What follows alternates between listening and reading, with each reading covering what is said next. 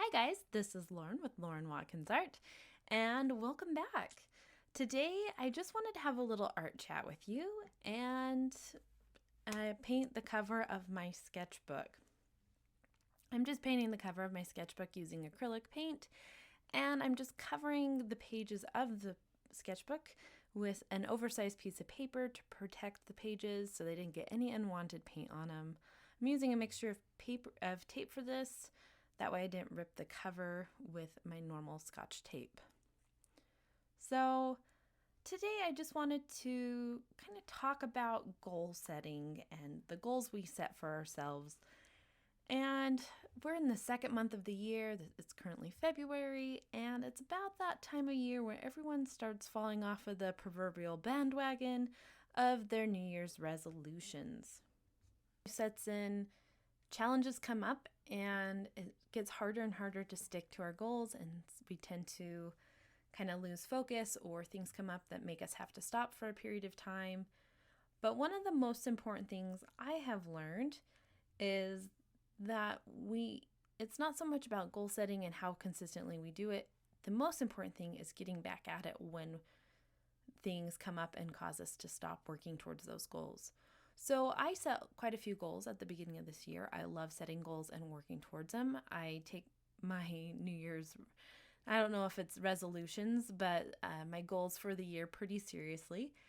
And I love working towards them. And I've seen a lot of really great things in my life happen because I've worked towards these goals. But I also have had a lot of experiences where those plans get derailed for a variety of reasons. Sometimes I've set goals to go mountain biking more regularly and develop that skill. But then I get pregnant at the beginning of the year and we have to reevaluate what goals I'm going to work on. And that's just part of life. But the biggest thing we can do is developing an attitude of perseverance and to not give up. When we set goals, it's really important that we get back at them, whether we've had a bad week or a bad day or a bad month or even a year. Get back at those goals and keep trying. And this is an important lesson in all aspects of our lives, but I'm going to apply it to art because applying this to art changed my life several years ago. And I've shared a little bit about that on this channel before, but I wanted to kind of talk about it a little bit more in depth today. Are just naturally good at art. That people are either born creative or they're not. I've seen it so often where people are like, "Oh, you're such a great artist. I wish I was great at art," or "I wish I could draw better."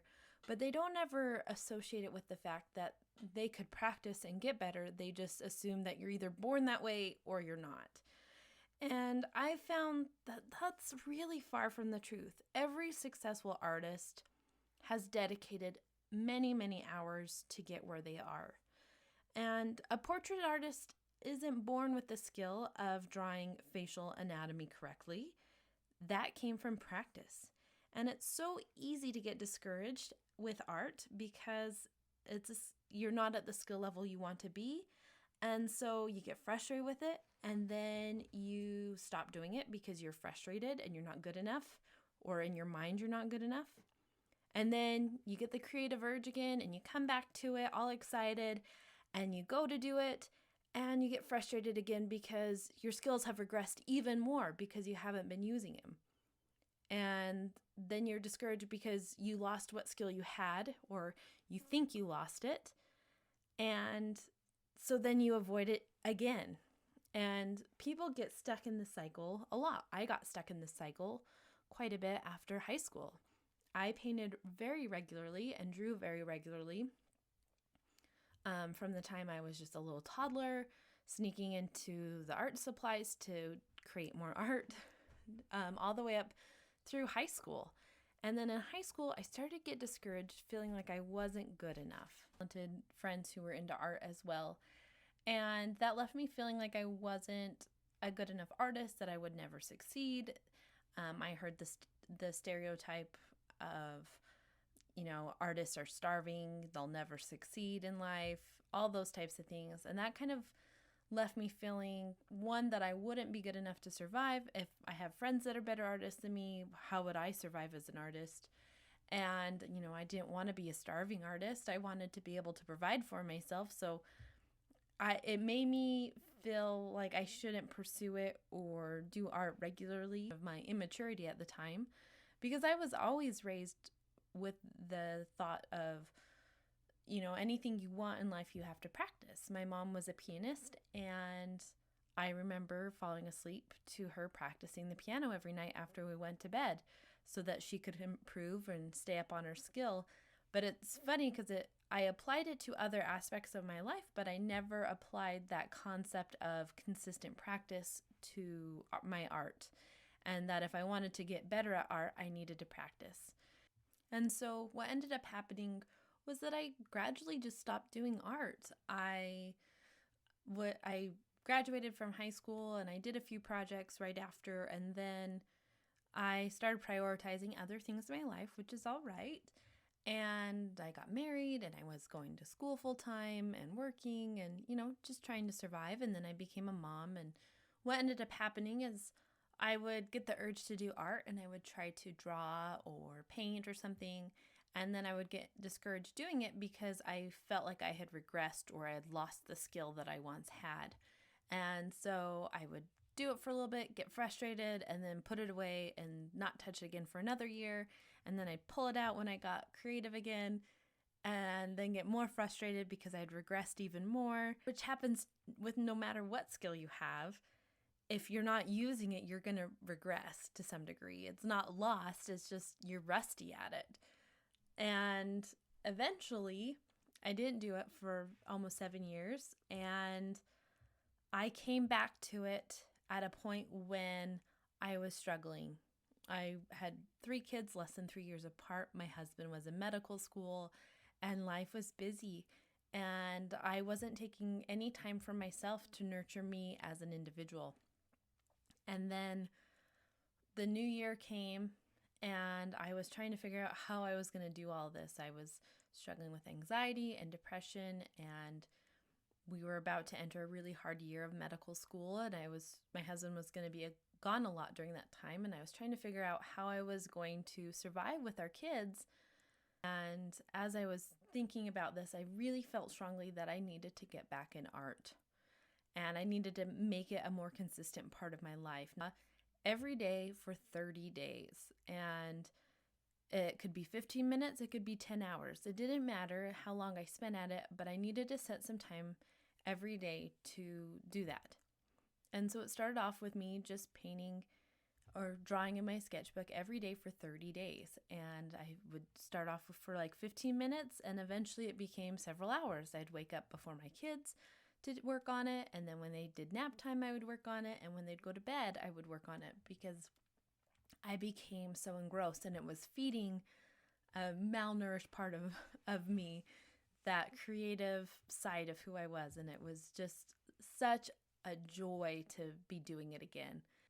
And that experience really cemented to me how important it is for us to continue to keep trying. That if we want to get better at something, we have to keep doing it. We have to be consistent. We have to be persistent. And if we stop doing it for a while, but we want to develop that skill, to get back at it, and to not let discouragement of having stopped for a while hold us back from trying again.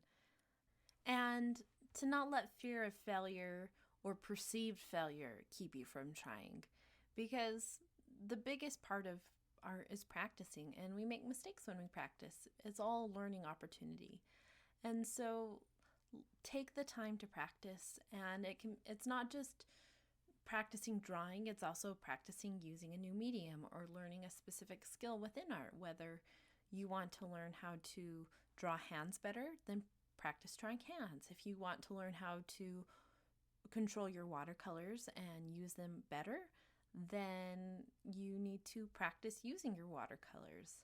And making those tiny goals of different skills you want to learn within art can also really help us improve. That's one thing that I do regularly, is since this experiment, is taking a specific skill within art that I want to learn, and then taking the time to learn it better. There was times where I set goals to improve my watercolor skills, or improve my pastel skills, or landscape art, or drawing flowers, or drawing the human figure. And setting those little goals and taking the time to practice, whether it was 15 minutes on the couch, working in a sketchbook while watching a movie, or down in my studio for several hours working on it, consistently practicing made the difference. And so I hope this year, as you guys are working towards your art goals, whatever they may be as simple as just coloring in a coloring book every day to get some kind of creativity in you. Having that regular practice and keeping at it is going to make all the difference.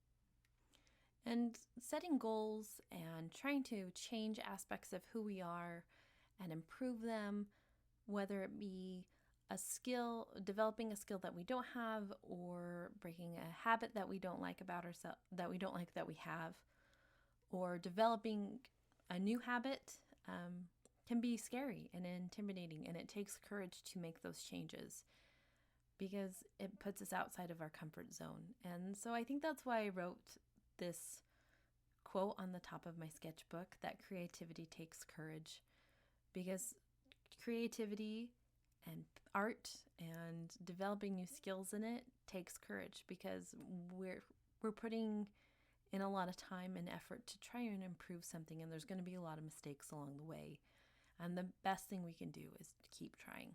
And so I hope you enjoyed this art chat, and I hope you enjoyed watching my sketchbook cover be painted. And I hope you have a great year working towards your art goals and your personal goals. Have a great day. Bye.